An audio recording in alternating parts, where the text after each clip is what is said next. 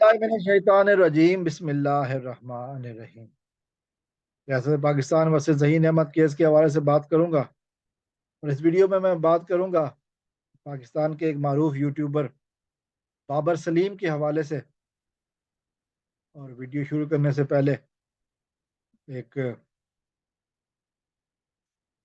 Request है, और request यही है कि जो लोग मेरे चैनल पर नए आए हैं चैनल को सब्सक्राइब कर लें ताकि हमारा आपका राब्ता कायम रहे। बात कर रहा था मैं बाबर सलीम के हवाले से बात करने से पहले मैं एक छोटी सी बात, थोड़ा सा एक रिकैप करना चाहूँगा इस केस का कि 16 अप्रैल 2022 को जब ये वकूआ वाक़ पज़ीर होता है, जब ये जुर्म वकू पज़ीर होता है, बच्ची को घर से ले जाया जाता है। उसके बाद फिर जब बच्ची बरामद होती है और फिर पुलिस का चालान सी कहकर ख़त्म कराने की कोशिश की जाती है, उस वक्त एक किरदार सामने आता है बाबर सलीम का। बाबर सलीम ने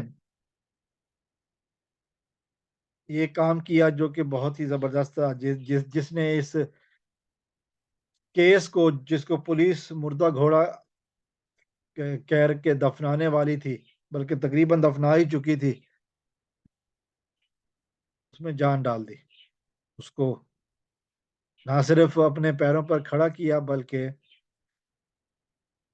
अब इस लहज पर पहुंचा दिया कि अब मुल्जिम केस शुरू होने के बाद बाजी पलटने वाली है।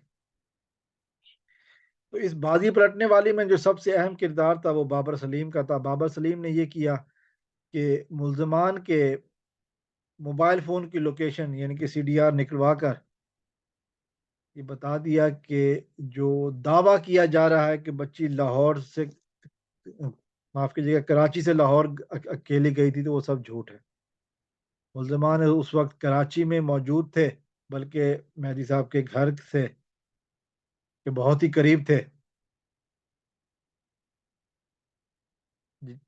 जिसकी वजह से ये जो चैंपियन बनने फिरते थे, लैला मजनू की किस्से कहानियां सुना रहे थे, वो साबित हो गया कि वो सब झूठ है।